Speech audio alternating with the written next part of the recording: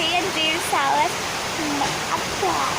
And then before we start, subscribe my YouTube channel, click here down, and then we will starting out to make a slime, but I'm not making a slime.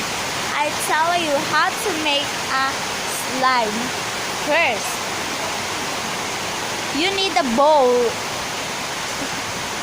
and then you need a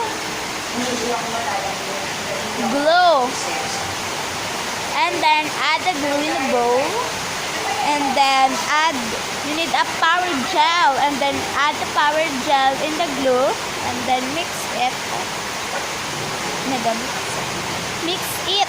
and then when you mix, she's a slime. You can do anything in the slime. So when she's sticky, add again the power gel, and then add again the glue. Okay, so that's how you will make a slime. So for now, make a slime. Bye bye.